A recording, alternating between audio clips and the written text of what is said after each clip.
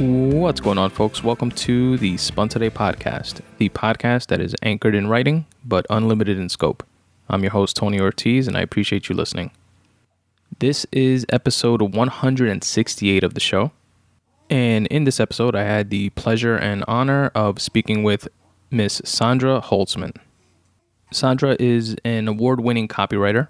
She is an entrepreneur that has started multiple businesses. She is the chief marketing strategist at Marketing Cures. She is an educator teaching both marketing and entrepreneurship as well as other courses at NYU, FIT, as well as the Kauffman Fast Track course, which is a 12-week hyper-intensive course on entrepreneurship, which I took and is where I had the good fortune of meeting Sandra. And last but certainly not least, she is also a writer. She's the co-author of Lies Startups Tell Themselves to Avoid Marketing, a no bullshit guide for PhDs, lab rats, suits, and entrepreneurs. Links to which, as always, will be in the episode notes. We went into all of these topics during our conversation. I had a lot of fun speaking with Sandra and getting to know her a bit more outside of the classroom setting. And I definitely got a bunch of takeaways for myself during this episode, as I'm sure a lot of you will as well. Whether you are an entrepreneur that owns their own business, someone who's looking to start a business, whether you're a writer, an educator, whether you're into marketing, Sandra is something of a Renaissance woman. So there will be something for each and every one of you in this episode. Sandra, thanks again very much for taking the time and coming on the show. You absolutely have an open invitation to do so in the future, because I know folks are going to get a lot from this episode. Oh, and before I forget, happy Thanksgiving to folks listening here in the US. It's been a pretty crazy year with COVID, and I know this holiday season is not going to be like most, but I definitely wish you and yours a happy and safe Thanksgiving. And in retrospect, once this is all over, I guess it'll serve as a reminder to cherish and appreciate the things that really matter. And with that, folks, I'm going to tell you about a very quick way that you can help support the Spun Today Podcast, and then we'll be jumping right into the conversation with Sandra. You know that feeling you get on a Monday when the weekend already feels like a distant memory and the next one feels like it's weeks away? Have no fear, my friends. The Spun Today newsletter is here. And it's here to make it so that your Mondays don't have to suck. Come on, guys. I can lead you to the water, but I can't make you drink it. You have to do that part on your own by going to spuntoday.com/subscribe. I put together a free weekly newsletter that I send out to all of my subscribers every Monday at noon. Here's what's in it. A photo of the week so that you can take your mind off the mundane and enjoy the scenic route. A podcast of the week, because I listen to dozens of podcasts every single week from a wide range of shows, and I cherry pick the very best ones and recommend them to you here. The Spun Today newsletter also includes a video of the week, which will include anything from a TED Talk to a rap battle to a tasty recipe that I stumbled upon or a dope interview. A quote of the week for some food for thought, and a word of the week for my fellow wordsmiths out there to step up your vocab. So you'll be getting 5 things absolutely for free every Monday at noon in your inbox. If you choose to subscribe, all you have to do is go to spuntoday.com/subscribe, drop in your email address, and you'll get the very next one.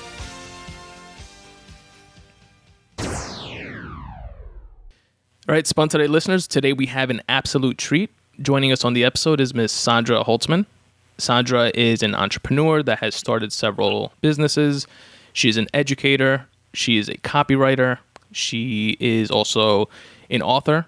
She has written the book Lies Startups Tell Themselves to Avoid Marketing, a no bullshit guide for PhDs, lab rats, suits, and entrepreneurs. I had the pleasure of meeting Sandra by partaking in the Kauffman Fast Track course, which we'll get into a little bit later. But first and foremost, I just wanted to say thank you, Sandra, for joining me today on the Spun Today podcast. Thank you for having me, Tony. It's a pleasure to be here. Awesome. So I wanted to dig into more of your background first, if you don't mind. I just wanted for you to share with us a bit more of where you grew up, your different career paths that you decided to partake in, and tell us how Sandy became Sandy. I grew up in Manhattan, all the way north in the Dyckman Street projects. And when I was growing up, I wanted to be a writer and I wanted to be a choreographer. The choreographer stuff dropped off kind of early because it wasn't a typical thing that a girl went into in the 50s and 60s and 70s, whatever. And I thought about wanting to be a writer until I became a copywriter many years later. And so I had kind of a disjointed education. In elementary school, I moved from the third best class to the first best class. And then from the first best class to the to junior high school, where I went from the first best class to a 3-year SP class. I don't know what they're called, like a progressive class. Like the advanced placement constantly kinds? Changing. I'm sorry? Like the advanced placement classes, like AP classes? A little bit, yeah. Gotcha. Kind of like that. And so I was constantly changing peers, and some groups I fit in with and some groups I didn't fit in with because the clique had started 4 or 5 years before I got there, and who the hell was this woman they were suddenly transferring into the class? And then, it changed. Most of the people I went to junior high school with went to the same high school, which was George Washington High School, and I went to Bronx Science. So, again, another mix-up of people, and got some friends from there who have lasted my whole life. And from science, I wanted to be an English major. What was I doing in Bronx Science? I don't know, but it was a good education. Went to Lehman College after that. So 7 years in the same neighborhood down the block from each other. Graduated with honors and then got, I didn't have an official dual major, but I had English and film. And then I couldn't make up my mind what I wanted to do for graduate school. So I applied for graduate school in film and graduate school in English, and wound up trying to go to 2 graduate schools simultaneously in 2 different states for 2 different subjects. Wow. And I was a little ambitious. And I wound up doing that for a year. Middlebury has the Breedlove School of English, which meets during 4 summers and you get your master's degree. I went for the first summer. And then I got my master's degree in cinema studies at NYU. And then tried to break into the film industry and couldn't do it because they just weren't hiring women as a rule and didn't have the chutzpah to figure out how to get in. So a lot of my friends said, well, you're a writer, so I became a copywriter. And all of business I found, or at least the business I was doing, is problem solving. So when you get a creative assignment or you're taking a crew out, which I wound up doing for a while, in the film business, you're solving problems. Here's the issue. How do you get around it? How do you make it work? And in creative, what you did was, we need an ad. This is what needs to be in it. And then you sit with an art director, you sit alone, and you come up with a solution that'll grab people's attention and speak to them emotionally. So I did that, and it turned out I had quite a knack for that, and started winning awards, and then went on to be a copywriter, and moved up to consumer ad agencies to pharmaceutical ad agencies. And in the early 90s, I got laid off, and that was when the beginnings of mergers and acquisitions started happening across not only pharmaceutical companies, but ad agencies. And so I freelanced for a couple of years and wound up as an associate creative director in Philadelphia, and I commuted for 2 years. 2.5 years, loved it. And then fortunately, I had a business mentor and friends who said, start your own business. So after 2 years, I got laid off there when they lost a big client, and I started my own business. And I was extremely lucky. The client that they lost withdrew his business because they were moving from the East Coast to the West Coast, and they wanted a West Coast ad agency. But he left that company, went to work at a new company, and 2 months after I started my business, brought me in. And at the same time, I had been freelancing for a consulting company, a management consulting company that had Pfizer as a client. And when the management gig was up, I had become close to the Pfizer client, and she recommended me to a division in Pfizer, and I became the unofficial agency of record for them for 10 years. Wow, that's an amazing break there. Yeah, I was very lucky being in the right place at the right time with the right skills and the right relationship. Absolutely. So, and then I've been in that agency, my own agency, since 1997. So how long is that? 24 years now? Pretty good. And I changed the name of the agency along the way, and then everything evolved. So around 2010. And what's the name of the agencies, Sandra? It was Holtzman Communications. But it's not, if you go there, you won't find anything now. So we changed it to marketingcures.com because it had double meaning. And then around 2010, I met some people who suggested, I'm cutting out a lot. I wrote the book in about 2010 also. In 2010, I met some people at the Levin Institute, and I went for training and became certified as a Kauffman Fast Track Facilitator, and have been doing that since 2010. And then along the way, I started teaching at Fashion Institute of Technology. I teach several courses there, and NYU, where I teach just one course in marketing in the Master's in Integrated Marketing at NYU. And I worked at a few other schools here and there. And I teach Fast Track now for the city, and I teach it for a women's nonprofit organization in New Jersey called the Women's Center for Entrepreneurship. Let's backtrack a little. Around 2010 also, I was brought in to put together a management team for a company, and I became the chief marketing officer. I put together the management team consisting of the CIO, chief information officer, CFO, chief financial officer, and the advisory board, which consisted of several people well known in the field. That gig ended in about 8 months, 6 to 8 months, when we wound up getting an investor and we had an exit. And most of the people cashed out except for the CEO, who went on to become the CEO of the company that cashed us out. And at the same time I started another company with a colleague that I knew from Pfizer. That lasted about a year, but it didn't work out. And as I tell people, and I told you in the class, my colleague had an incurable disease. And before everybody starts pulling out handkerchiefs, the incurable disease is lack of ethics. So you can't always predict. Yeah, you can't always predict that about people until you actually start working with them. And now I'm working on my fourth startup with another colleague who I co-taught with for 10 years at Fast Track. And this company is called, we have two different names for it, depending on whether you come through her or me, but it's still the same company. I call it Marketing Cures GPS, growth, pivot, and sustainability, I think. And hers is significant results GPS. And what we're doing is, starting in January, we're putting together peer advisory mastermind groups that are going to run a year, 3 hours a month.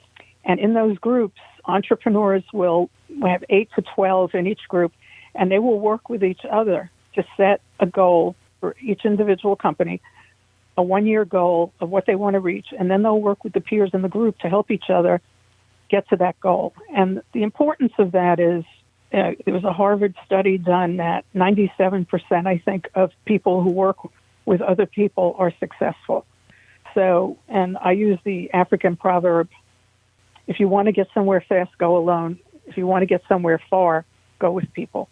And so we all need a support system, whether it's official, unofficial, informal. And these mastermind groups form a support system that lasts well beyond the 1 year. And the first one I worked on, actually I've worked on a couple, first one I worked on, they're still meeting. And that group was over almost a year ago. So that's awesome. It's very powerful, especially in COVID times, because people are feeling isolated as entrepreneurs anyway. Very true. It makes it even harder. And I can even see a microcosm of that concept in the Fast Track course that we took, and just working together like in groups and the bonds that we formed, and I can already tell that they are going to be lasting relationships, some of them, so that it breeds sort of kind of like accountability, and you don't want to leave your like group mates down, and you want to help. And, it definitely translates in that way as well. Absolutely. You're nurturing and cheerleading each other. Very true. And when I started in New York, when I started my business in 1997, I had just been commuting to Philadelphia for close to 2.5, 3 years. All of a sudden, I'm working from my apartment, and if my computer goes out, I can't call the guy down the hall and have him come running because he's in Philadelphia. And so all my support system was in Philadelphia, and I had to start recreating it from scratch in New York. And it took a while. And the other thing of starting your own business is people don't understand that some people can't handle the loneliness. I don't call it loneliness, but they get lonely. So, for instance, I had a colleague from my old agency in New York, and she started her own business, and we met at a networking thing. She was so excited, and it was great and all that. And then I met her about 4 months later, and she said to me, I went back on staff, and I said, what happened? And she said, I couldn't stand being alone all the time. And that never occurred to me. And I started thinking, when I started my business and all this business was coming through the door, I ordered out lunch, and I was on the phone with the client while eating my lunch. I ordered out dinner, or I went to dinner alone, but I was always busy, and I never felt lonely.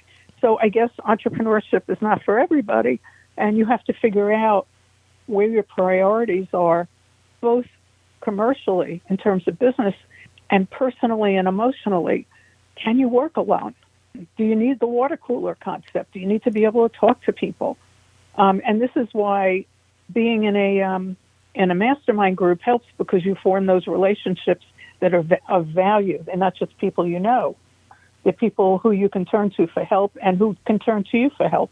Exactly. And you have, I would imagine, like-minded individuals, but also people that are going through similar situations, and you can bounce ideas off each other and coping mechanisms. Right. And when you reach a certain level, your business is in a certain level, there's expertise that people can share. So somebody may be a social media maven and help you with that if that's not your expertise. And you may be a real estate maven and be able to help them with leases and brick and mortar purchases, which they may not have. So everybody contributes their expertise to each other. And that's really empowering. Really, really great. Absolutely. I can definitely see that. Sandy, I want to take a step back and ask you a quick question about when you mentioned that when you were trying to break into the film industry. Was that to what capacity was that? Were you writing screenplays, or were you? No. I always told everybody I was never going to be the great American novelist. I didn't have a novel in me. So when I actually wrote the book, I would kind of shock myself. But no, I broke in. I wanted to be a producer. I tried to get into the Directors Guild of America, and I could have bought my union card. But if you don't have the contacts, having a $2,000 union card is $2,000 then. I don't know what it is now. Without having the contacts, having the union card was irrelevant. And so I tried to break into the industry, and I wasn't there yet emotionally and business-wise, and also the industry wasn't hiring women. And so I go out on interviews, and they say, we don't hire women. And I'd say, that's illegal. And they say, so what? Wow. So, and then people going for their PhDs, and they had rejection letters from universities and from film schools and business all over their walls. They could wallpaper their entire apartment with rejection letters. And probably the best thing that ever happened to me was I got turned down from the PhD program, and I had to go out and be out in the real world. And that really, don't forget, the 70s was a very different time. Yeah, so, I was gonna interject real quick and just say I can't, I would imagine most people listening wouldn't be able to imagine that type of response from someone nowadays with PC culture and all this kind of stuff. But back in the day, it's you don't have social media, you don't really have an outlet as an individual to voice concerns and stuff like that. So people could, employers or whomever or people in positions of power could very easily tell you to fuck off, and you really have no recourse. No cancel culture. Exactly. No public embarrassment. No alternative. So, and don't forget, the 50s generation was growing up, and all of a sudden everything was starting to explode. You had gay rights, you had Black power, you had women's rights, all happening at the same time, plus the explosion of the marijuana drug culture, and the hippiedom. And so, music was changing. Everything was changing. The theater, film, all the arts were in the avant-garde. It was a very exciting time to be alive, and very confusing for traditionalists. The film industry was, and probably still is, very traditional for men, white men. Yeah. And it's true of most industries. You look at the top, and there are white men. Yeah, like the C-suite and the folks in the board of directors and at the top are definitely skewed towards white men. The Barbara Cochranes of the world are rare, less rare now, but still, So did I answer your question? Yeah, absolutely. And but folks with the experiences such as yours and the ability to have come from that to kind of like carve your own path, paved the way for the fact that things are changing now. So that's that's amazing. Now, another question I have for you is, you mentioned that first, I'm not sure if it was the first company, but the company that had the 8-month exit. And I just wanted to highlight that that's one of the things that we touched on during the course, the difference between a lifestyle business versus a growth business. And a lifestyle business, from my understanding, and definitely correct me if I'm wrong, is a business that you establish and you run, and it supports your lifestyle. So you kind of like work in it or run it, but it's an ongoing business that pays for your mortgage, pays for your expenses, etc., and supports your lifestyle. Whereas a growth business is a business that has the intended goal of selling itself off to an investor in the future. And in this case, that business would be considered, by my understanding, a growth business. My question is, was that the goal to sell it in 8 months, or did you guys have a longer term plan, or was it like a surprise that it wound up selling and becoming a growth business? No, we were looking for. It was a little complicated. I don't want to get into the whole story, but we were the marketing arm of a company that couldn't afford to hire us. So we formed a separate company, and the other company would absorb us if we brought in investment. So the goal from the beginning was to bring in investment and to grow the other company. So first to get absorbed and then to grow the other company. But once we had the company that absorbed us was already public. Gotcha. Okay. So we had to do that. But yes, we brought in an angel investor, and that enabled us to raise the money to get absorbed. Some of us left the company, cashed out. Gotcha. Okay. Awesome. Now it was it's a wild ride, and people don't understand. Most people coming up in the entrepreneur world don't understand that when you go to do something like that or to go public, it's like getting on a roller coaster, and you're working 24/7 to make that happen. And I think I told the story in the class, but when I had my first office, I was down the block from the Blue Water Grill, and I went in one day to order out lunch, and while I was at the bar waiting for it, I ran into somebody who was a biotech entrepreneur. And so after we chatted, exchanged cards, and we're still in touch, I said, "So, how long have you been divorced?" And he did a double take. Like, how did I know that? Because I knew everybody who was working in a launch company was probably divorced, probably had at least 2 mortgages on their house to raise money. That's called skin in the game, which a lot of entrepreneurs today do not understand and will not take that risk. And so, he looked at me and he told me, and he said, "How long have you been divorced?" And I said, "I've never been married." And it was like, see? Both sides of the same coin. Yeah, you circumvented the whole marriage thing. You knew where it was going. Yeah. And I've worked with people who were entrepreneurs in large Fortune 500 companies where they were traveling 5 days a week across the country. And one of them made a guarantee to his wife that he would always be home on the weekend. That's how absorbing this was when you were launching a business, especially in tech. And people don't understand that. People don't understand that you can't have everything. Yeah. And it's a huge sacrifice. It's all consuming, and to the folks that happen to have like families and try to embark on something like that, I would imagine it's like a complete like family undertaking. Like your wife's in it, your kids are in it to to an extent in terms of like the sacrificing and, not having mom or dad around because they're, embarking on this journey. And I could definitely see the ripple effect strains that would have on relationships. Absolutely. Yeah. Absolutely. It's difficult. Even when I was writing the book, one of my clients was supposed to co-write the book with me. We said he lives in Cincinnati or lived in Cincinnati at the time. He's since retired and lives in Florida now. He lives in Cincinnati in this really nice house with 3 kids and a wife who worked full time. And I was in New York. And he said, Sandy, if you come here, I'm going to be distracted. If I go to New York, you're going to be distracted. So let's get a suite in a hotel in Chicago, which was kind of sort of maybe halfway, and spend a week and just knock out the guts of the book. And I said, fine. And that came up in around March or April. I think in June he got a job as a CEO. And I knew right then he wasn't going to be able to write the book, but I kept asking him and he kept saying, yeah, next month. And September I wrote and I said, this isn't going to happen. And he goes, yeah, I'm sorry, you're right.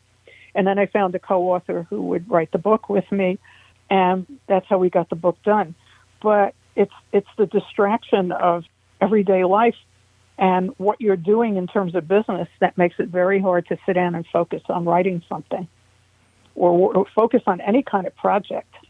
Definitely. And, it's kind of like you have to like pick and choose your battles. Like with me, I think I mentioned to you, like I self-published 2 books. One of them is definitely not the, next great American novel, but it is my first attempt at one. Or not really at one, but it's a time travel sci-fi fantasy of a group of righteous individuals that go back and try to like right the wrongs of the past.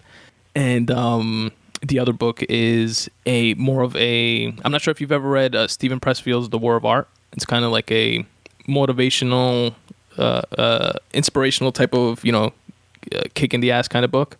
No, I haven't. I highly recommend it to everyone, especially creatives. I'll send you links to it. I've mentioned it on the podcast a bunch of different times, and I'll link to it in the episode notes for anybody listening. But that's the book that got me to write my first book, which was kind of like an homage to Stephen Pressfield's book. It was I used to do a lot of and I still do a lot of free writing. So it's just like pen to paper, write whatever comes out. And I started seeing this theme. I have a bunch of different notebooks, and I do it freehand. And I started seeing this theme of kind of like me speaking to myself and trying to motivate myself to write something. Like I strung along a bunch of those free writing pieces, and wanted to go through the process of figuring out how do I bring this out to the public and self-publish. And like I taught myself how to do all that stuff with the help of Stephen Pressfield's book and listening to podcasts about self-publishing, etc. I say all that just to say that it was kind of like a conscious decision to pick and choose my battles, because I work full time. I'm married, have 2 kids now. At the time was before we had our first son, and I had to take advice from Stephen Pressfield and also from Stephen King's book on writing, his memoir, which is great as well. And it says that you have to make a conscious decision basically to treat it like a business. Was Stephen King's book scary? No, it's actually the book. I worked on this when I worked at Warner Brothers. I worked on the signing, and I couldn't read the book. I sat in the movie theater, curled in a fetal position because I was terrified. Oh, damn. No, it's a great book. It's on like the writing process in general, and he tells you about his experiences with writing his books, and like when he first got published. And he tells a crazy story actually. When he wrote Cujo, he used to drink a lot, and he was coked up, and he literally did not remember writing the book at all. Like he says to this day, he literally does not remember writing one word, but he wrote it. So he tells like stories like that, and they give like really practical advice that I appreciated and implemented myself, of saying, okay, from this time to this time, this is when I'm going to write. You have to be very protective of your time. form some sort of ritual if you need to. Make sure your family's on board and let them know that from, even if it's 10 p.m. to 3 in the morning, this is the don't interrupt me time. Or like for me, that's how, I can't remember the author, sorry to interrupt, but that's how he wrote Jaws. Every morning, he spent 3 hours writing. In the afternoon, he'd play tennis or he'd do other things. But every morning, he spent 3 solid hours writing. Nice. Absolutely.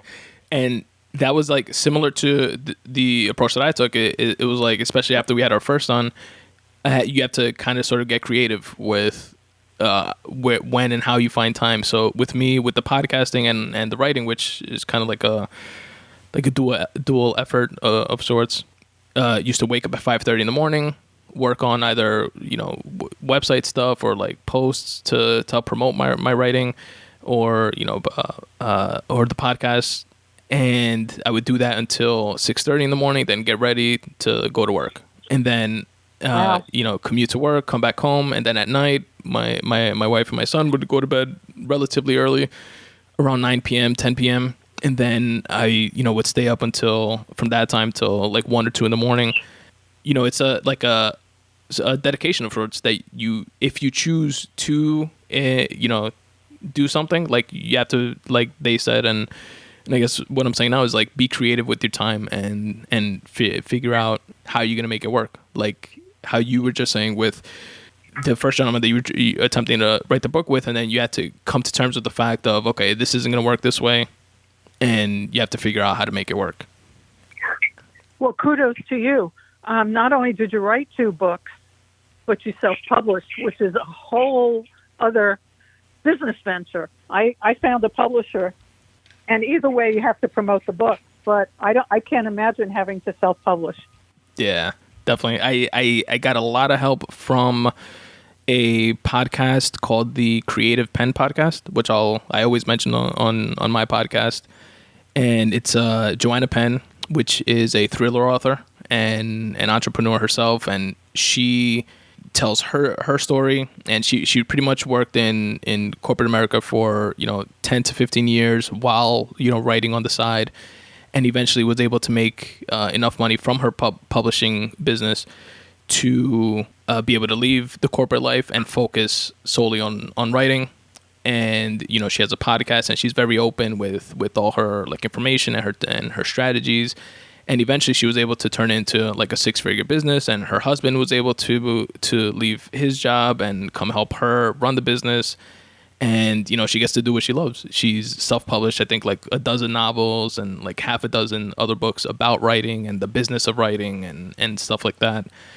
And, I definitely get a lot of good practical advice from her in that podcast that, helped me find out like what Scrivener is, which is a writing program, and that helps you format the book in, for Kindles and also for paperbacks. And, I learned like a wealth of information, what Amazon KDP is, where folks can upload their manuscripts and put them on sale through Amazon, and then the difference between being exclusive to Amazon and going wide and being able to do the same thing, but in terms of uploading your manuscript, but selling it on like Barnes & Noble, for example, and Kobo and all these other platforms. It's stuff I guess when you get into it, and like I said, when you want to focus on something and be creative with your time and figure things out, you gravitate towards folks putting out that information. At least that's how it's been for me. So I definitely want to segue now into more about your book. So I'll say the title again is Lies That Startups Tell Themselves to Avoid Marketing, a no bullshit guide for PhDs, lab rats, suits, and entrepreneurs. So I guess my first question would be, do you have any like specific rituals or times that you choose to write? Well, for the book, I wrote chapter 1, and I spent a year rewriting chapter 1. And and I kept writing it and writing it and writing it. And I had, I had a form of writer's block. I couldn't move on past chapter 1. I was stuck. And this happened when my first co-author, I was talking to him.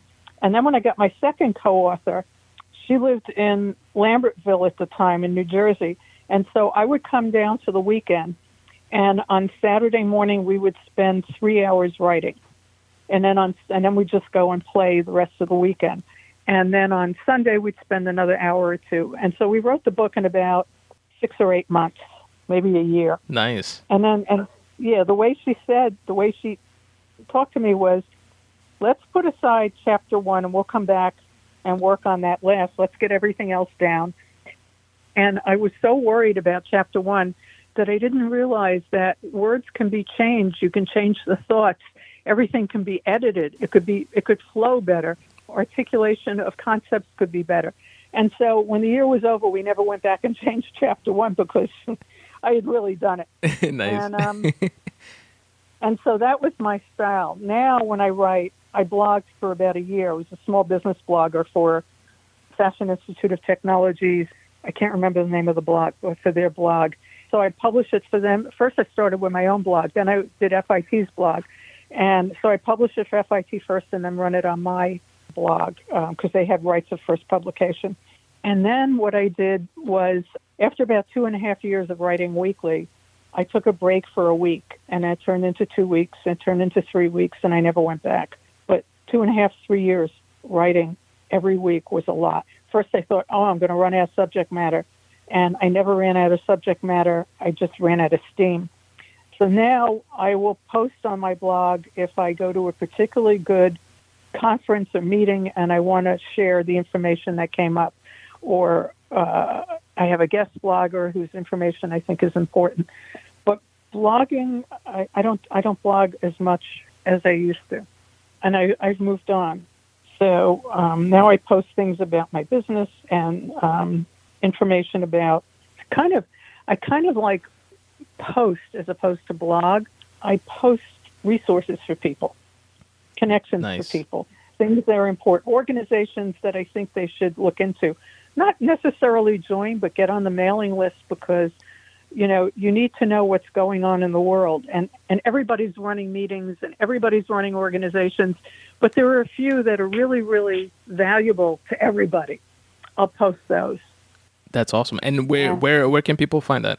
Where's your blog? On Facebook, it's Marketing Cures. And sometimes I'll post it on my personal Facebook page. But right now I'm posting pretty pictures of Christmas. And then you can go to marketingcures.com/blog. I will post on LinkedIn. And I was posting on Twitter, but for some reason they blocked my account. And I haven't been posting anything that would cause that to happen. So I emailed them and asked them to look into it, and they never got back to me. So I don't know what happened, but I'm kind of blocked from Twitter. Oh, damn. So, yeah, I'm not, as you can tell, I'm not broken up about it. Yeah. I mean, I can't, you want to talk about sexism? I couldn't get my name I couldn't get my business's name 23 years put into Wikipedia. I hired 2 different experts, and Wikipedia turned me down saying this was self-promotion. So, excuse me, is the Madison Avenue ad agency not self-promotion being on Wikipedia? I didn't get it. So they're biased against women, and they're biased against small businesses. And so there are issues, even to this day. And this bias is just, against people for whatever reason. So it becomes interesting. Yeah, for sure. And you don't find out that the roadblocks are there until you try and overcome them. Yep, definitely. So, Sandy, quick question regarding when you said that you were going to Jersey, writing for 3 hours. How were you and your co-author? Your co-author is Jean Condek. Condek, right? Okay. Yeah. How are you guys like doing the physical writing? Were you like on pen and paper? Were you on 2 different laptops? Where was it like?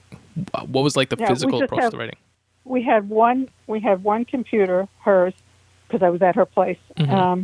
And this was before I now have like 4 computers lying around my house. This was before I had a lot of laptops, so I didn't have to schlep the laptop. She had desktop, and we wrote in Word. And if I thought of something on the way home, or when I was traveling, then I'd write it down in longhand. But I composed at the computer. Gotcha. Okay. And I guess at the end of, did you guys have an editor or like publisher lined up already at that point, or like did you start like shopping for one after after writing the initial manuscript? I think we wrote most of the book. I can't remember. I got to tell you, Tony. No worries. I think we wrote most or all of the book. The beginning, each chapter has a quote from somebody well-known, a thought leader in some areas, like somebody who worked with George Soros introduces one chapter. He's in charge of $1 billion fund. The guy who launched 123 for Lotus wrote the intro to another chapter. A serial entrepreneur, a serial CEO wrote an introduction to another chapter. So people like that. So we got them. And then my original co-author wrote the introduction to the book, and he's a great writer. But what happened was I went around to a lot of agents, got rejected, and this is right after the 2008 downturn, the market crash. With the recession. So, the recession. So whatever you want to call it. Yeah. Bad times at Ridgemont High. I was working real estate and I was a mortgage processor during that time. That's when I exited and went into corporate America. You were in the middle of it. Yeah. Okay. So I got a rejection letter from in the feature film business they're called readers. They read the proposal and then they either pass it on or they reject you. So I got rejected. And I got annoyed because I thought it was a lowly person. And so I wrote another letter to somebody else in the organization, and they called me in and talked to me, and they said, look, you wrote the proposal wrong. I followed something on the internet. And she said, that's not the way you write the proposal. So she gave me some hints, and we rewrote the proposal. And she said, the agent said, we're not representing you. Nobody's buying business books at this point. So if I wasn't doing a cookbook or a mystery, I was out of luck. And she said, however, we share office space with a small publisher who publishes business books, and they're interested. So I rewrote it, sent it to her, and then wound up finding my publisher. By the way, we all worked in the same building. Wow, that's ironically, great. or coincidentally, yeah, it was great. So they published my book, and now I've lost touch with them because the book has been out for a while. Yeah. But you don't realize until you publish your own book that you have to do the marketing. You can't and publishers are really great at this. They get people to carry the book. They sell it into the industry. But if you're not selling to consumers who are going to look for it and creating the demand, book isn't going to sell that much. Definitely. So yes, I'm on Amazon. I was in Barnes & Noble, but nobody was going to buy it because they weren't concentrating on the public. So then I had to put several $1,000s into hiring publicists, et cetera, and the book moved.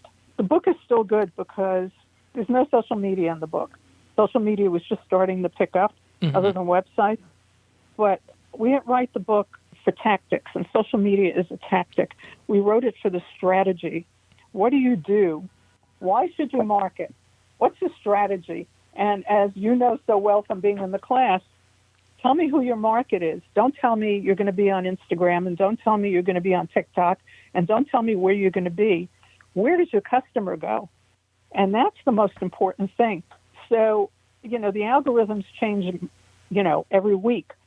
But where does your customer look for what they want? And that's where you need to be, whether it's glamorous or unglamorous. And people didn't understand that. And then there's the other, I'll read you a couple of the lies. If I build it, they will come. My product is so great that once it's introduced, people are going to find out about it. We don't know how, but that's their fantasy. They're going to find out about it and rush to buy it. Yeah, not going to happen. That definitely doesn't happen. But this happens with scientists especially. There's no point in promoting my product until it's completely ready.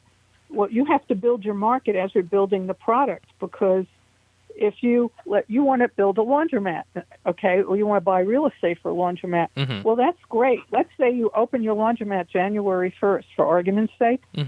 But if you haven't told people that a laundromat is opening and what the location is and what the deals are, January 1st, nobody's going to show up at your door. You got to promote it while you're working out your deals. Absolutely. And people don't understand that. You have to build up the demand. Right. You got to make people want it. So people don't understand that. And then, I only need a website. I do public relations first. I have a business plan. I don't need a marketing plan.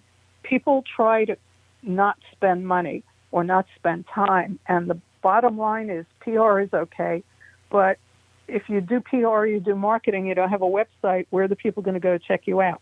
If you have a website, you don't do PR or marketing, how are people going to know the website is there? Very true. It all works in concert. It's like an orchestra. It all works together. Definitely. Yeah. And the last lie was, I can get the work done cheaper, which I hear from a lot, because a lot of the classes I teach in, entrepreneurs don't pay fees.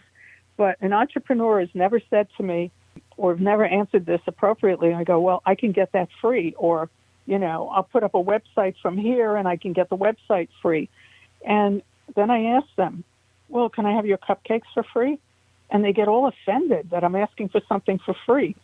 Yeah, they want everything for free. So it's a double-edged sword of, actually it's not. It's like, you got to put skin in the game. You got to spend money to make money. And if you expect to get everything free and then expect to have people come around and buy your product, there's a disconnect there. And I'm not saying there aren't a huge amount of free services. However, there comes a point where you gotta put up or shut up. And a lot of entrepreneurs aren't willing to do that. Definitely. You have to have the skin in the game. Anyway, so that's my story, and I'm sticking to it. That's awesome. And folks, again, you can pick up Sandy's book on Amazon. Again, I will link to it in the episode notes. It's called Lies Startups Tell Themselves to Avoid Marketing, a no bullshit guide for PhDs, lab rats, suits, and entrepreneurs. And I think it's under $10 on Amazon. Nice. So it's not a big investment, and it'll just give you this. It's written for scientists, biotech and stuff, but anybody can read it, because it's the same argument everybody uses to avoid marketing. I don't need marketing. Let me get the product out. And it sounds like it has a lot of fundamental principles to marketing. Right, exactly. Right. Nice. Basic strategies. Awesome. And cool. Sandy, to segue to, I want to be conscious of and cognizant of your time, of course, but just to segue into like your teaching experiences, like you mentioned, and the fast track course, do you have any subjects that you like teaching more than others? Or how has your experience with teaching the fast track course been? And if you could tell us a little bit more about that.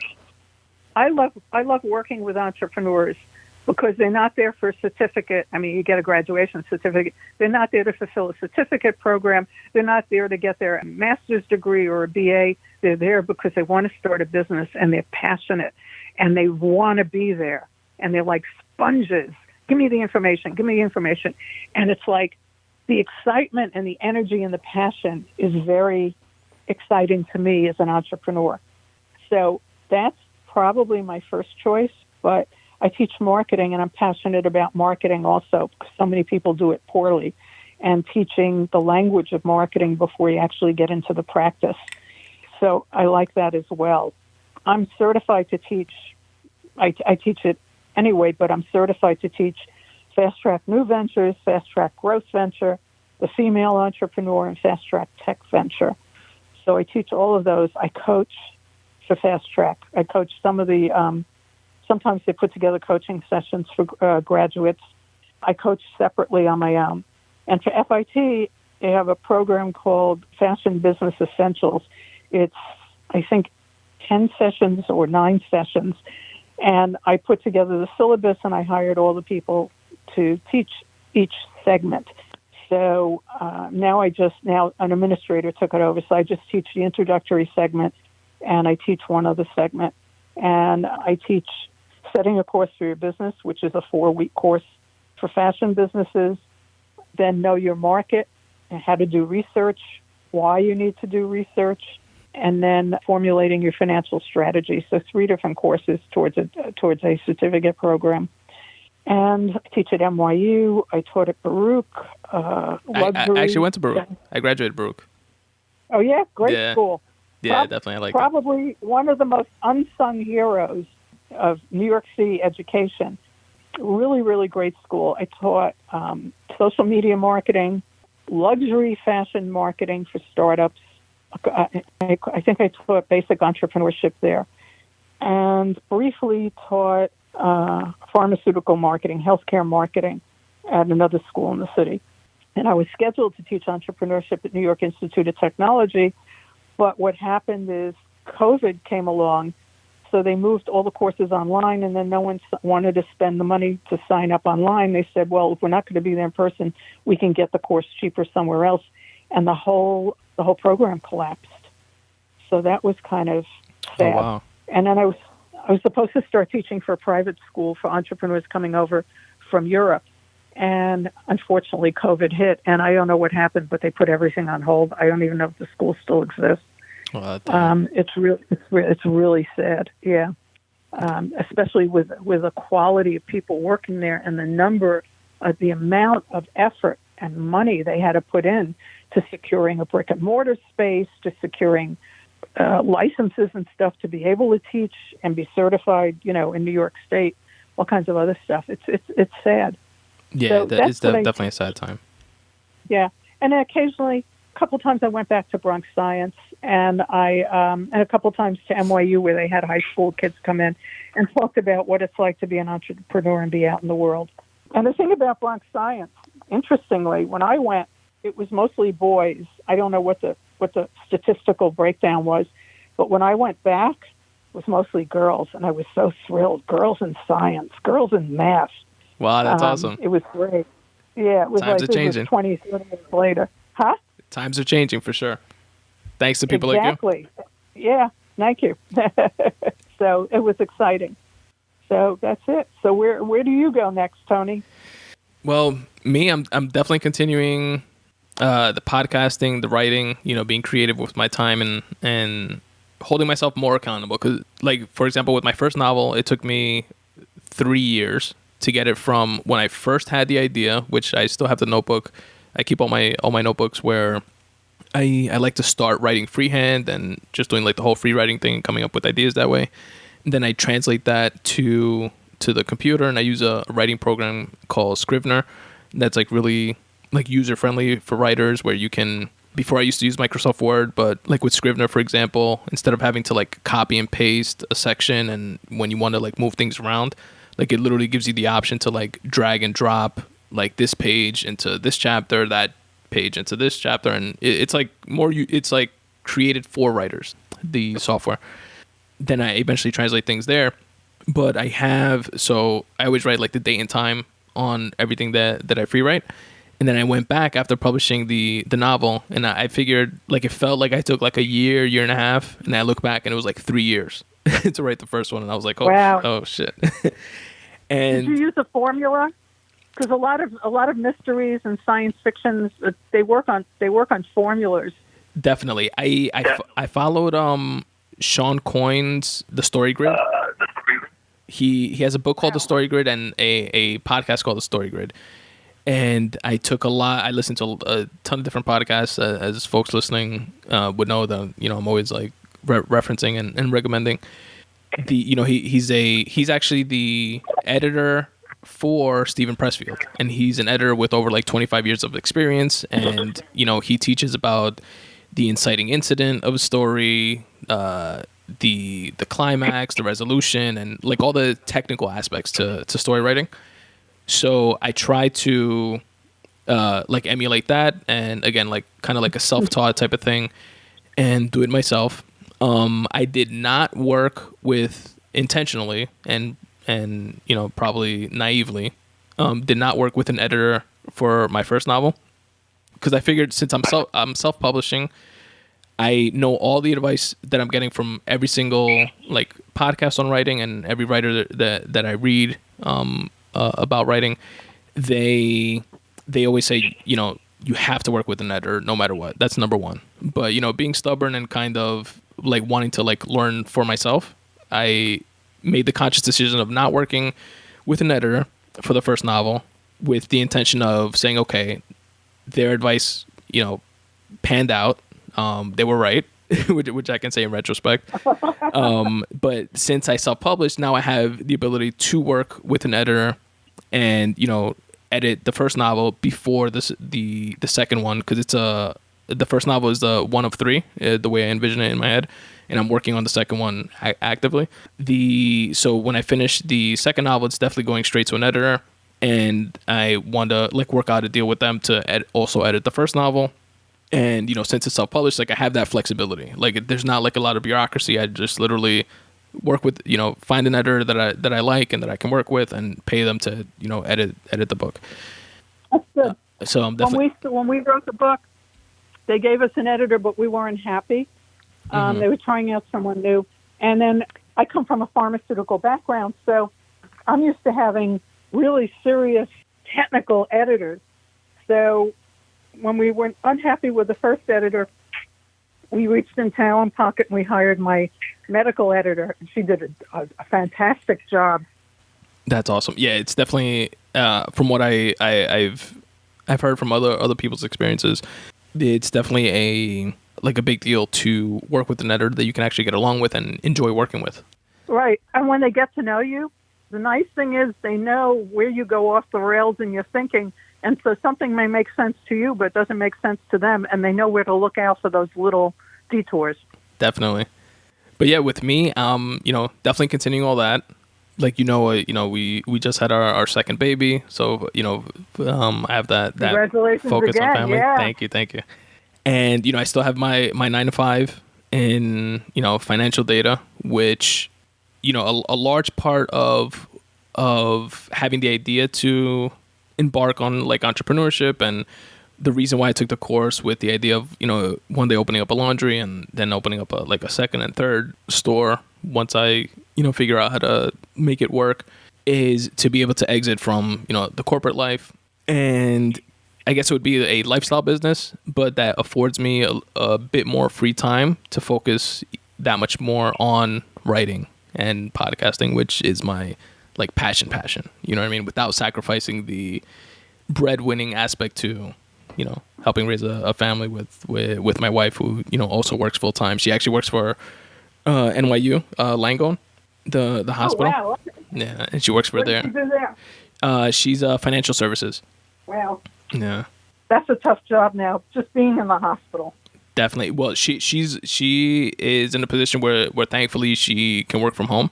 So, she doesn't have to report there every day, but she definitely deals with a lot of the financial side of, this crazy COVID like pandemic and, experience. Oh my God. Sad. Yeah, it's not. So Sandy, I want to, again, be mindful about your time. And I want to thank you so much for taking the time and sharing your experience and your expertise with us. Is there anything else? My pleasure. Thank you, Tony. Awesome. Is there anything, like any advice that you want to leave us with, like for writers or entrepreneurs, or tell us again where folks can find you if they want to look you up online? And again, for everybody listening, I'm going to link to all of your stuff in the episode notes, but any closing words? If anyone wants to take my, to get into the mastermind group, I'm co-running it with Franne McNeal, who has equal amount of experience with me, but in different areas. You can find that. You'll put that up, Tony. And otherwise, you can check me out. Don't get intimidated by the pharmaceutical stuff. I work in, obviously, fashion and other areas. You can go to www.marketingcures.com. And the GPS, we haven't put it up yet. I have a separate URL for that, which I don't have in front of me. But I'll give you the description and the URL, Tony. Because of the COVID, these mastermind groups usually run for about $3,500 to $4,000 a person for a year. We're doing it for $900 for the first year per person. So it's a really good investment. It'll just, if nothing else, and there's a lot else, if nothing else, it will force you to make a commitment to yourself to grow your business. And you're going to be successful whether you want to be or not. Nice. But we only take people who want to be successful. Absolutely. You got to want it. Yeah, exactly. That's amazing. Thank you again, Tony. Thank you, Sandra. Really appreciate it. Really appreciate your time. Take care. You're We'll be in touch. Okay, great. Thank you. And that's the episode, folks. How great was that conversation? I hope you all got as much from it as I did. And actually, something I was thinking about while listening back to the episode was how I stumbled upon the Kauffman Fast Track course, which is, again, where I met Sandra because she's the instructor of the course. And I wanted to mention it to you all just in case anybody listening wants to take the course themselves, I highly recommend it. So for me, it was several months ago. And by the way, it came by way of what would sound like an unlikely connection to a course on entrepreneurship. But I was listening to a podcast like I usually am, and it was Matt Hoffa's podcast, Expert Opinion, which is a battle rap podcast, or a podcast, I would say, about hip hop in general, but with a focus on battle rap because that's the world that Matt Hoffa comes from. And he was interviewing Iron Solomon, another battle rapper, both New York guys, both legends within this space.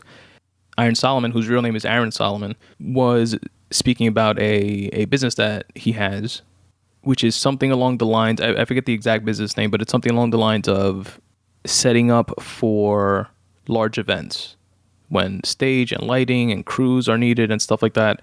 His company that he set up helps facilitate this, and he has contracts with the city. He has upwards of, I think he said, like 100 and something employees or independent contract employees. It's on a rotating basis depending on the size of the different jobs and stuff like that he gets. And they asked him how he got started in that space, and he said that he stumbled upon this course called Fast Track. And he was speaking to things that, a lot of people don't really know about because they, don't take the time to do the research and find out and see what opportunities and useful tools are out there and available. And he mentioned how the New York City Department of Small Business Services pays for this course. I believe it's twice a year for a group of applicants that apply and, get accepted into the program. Otherwise, the program is a paid program. I believe it's like $1,500 or $2,000 for the course.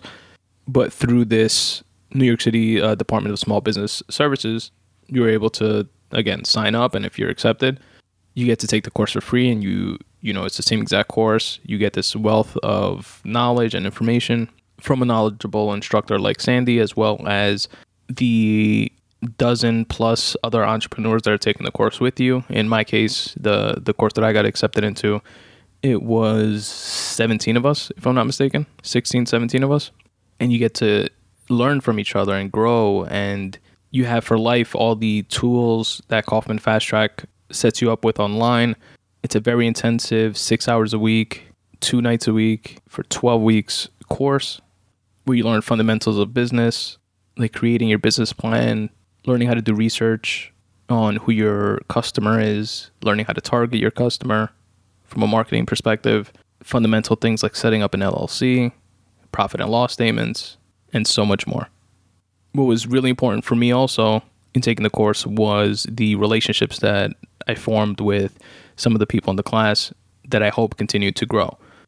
It's good because obviously you learn from each other, you bounce ideas off each other, but you have people that are somewhat in the same space, mental space, of wanting to start a business or just started a business or have experience with the business already that you can draw on.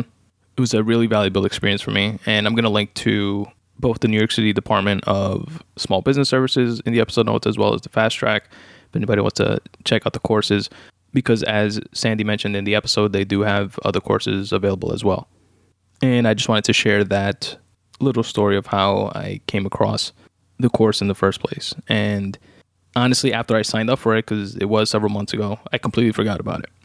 I kind of did it off of, sounds interesting, let me sign up for it. I don't think, I'm going to be selected. Then I was. And it actually worked out perfectly because normally with my work schedule, I probably would not have had time to make it to the course in person. But since COVID, I guess kind of like a blessing in disguise, I've been working from home and the course was virtual. So we did it all through Zoom. So even though I'm sure the experience wasn't exactly the same as it would be had the course been in person, but I guess the silver lining for me, since the course was virtual, I was actually able to take it. And otherwise, I probably wouldn't have been able to. Either way, just wanted to share that with you folks. Again, I'll link to a lot of the things that we spoke about during this episode in the episode notes, as well as Sandra's book, which you all should definitely check out. It's available on Amazon. The title, again, is Lies startups tell themselves to avoid marketing. A no bullshit guide for PhDs, lab rats, suits, and entrepreneurs. Sandra, thanks again very much for giving us some time and coming on the show. I really appreciate it, and I'm sure the listeners will as well. To everybody listening, I wish you again a very happy and safe Thanksgiving. Try to make the best of it. Look for those silver linings. And that's the episode, folks. Here's some outro information and some additional ways that you can help support the Spun Today podcast if you so choose. Peace. Hey folks, Tony here. If you're enjoying the show, do me a favor. Rate and review it on iTunes, Spotify, Stitcher, or wherever it is that you listen to your podcasts. If you'd like to help out the show in other ways, I'll give you a one-stop shop of sorts to do so. Go to spuntoday.com/support. That's where you'll find a ton of different ways to help support this show, such as shopping on Amazon. If you do any shopping on Amazon, like most of the world, I ask that you do so by clicking on any of the Amazon banners on my website. This will take you to Amazon, where you can do your shopping like you normally do. It will not cost you anything extra, but I will get credit for driving traffic to their website. Speaking of Amazon, they fulfill a bunch of the merch that I have available. If you go to spuntoday.com/support, you're going to find a brand new merch section where you'll find the iconic Podcasts vs. Anybody super soft premium cotton t-shirt.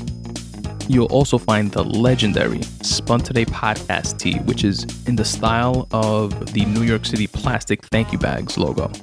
For my fellow Dominicans out there, I have a dope Dominican Escudo t-shirt.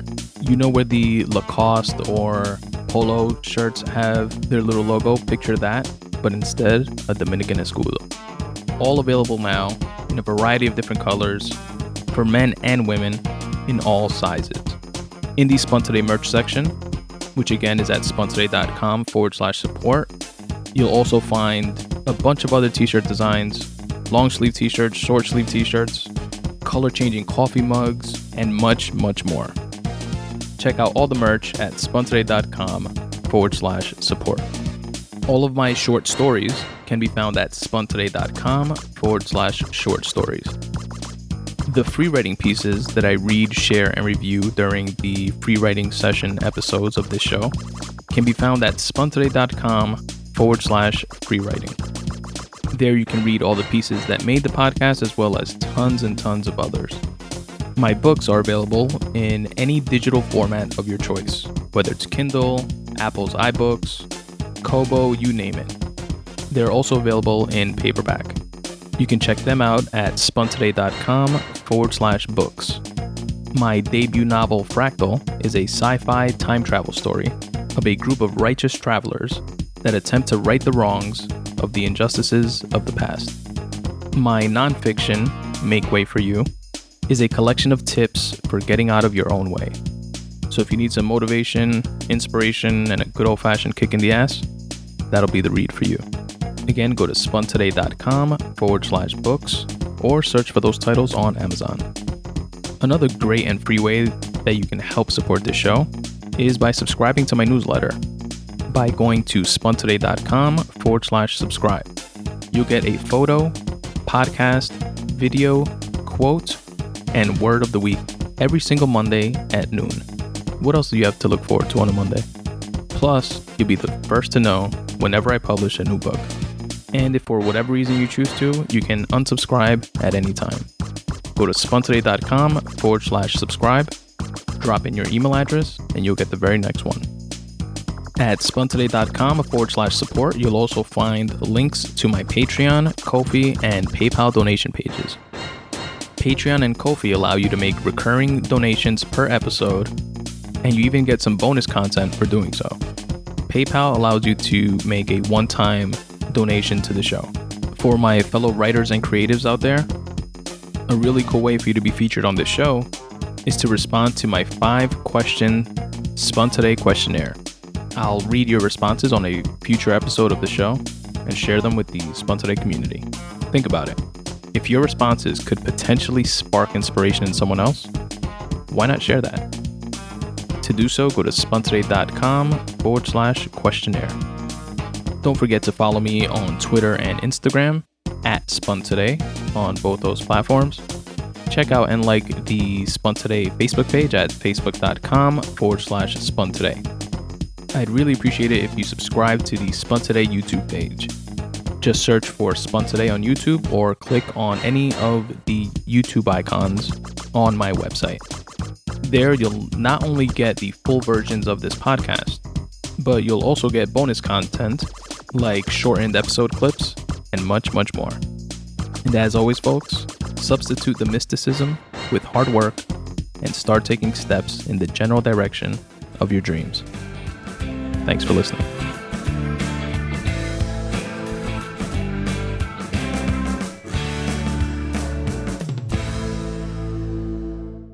I love you, Aiden. I love you, Daddy.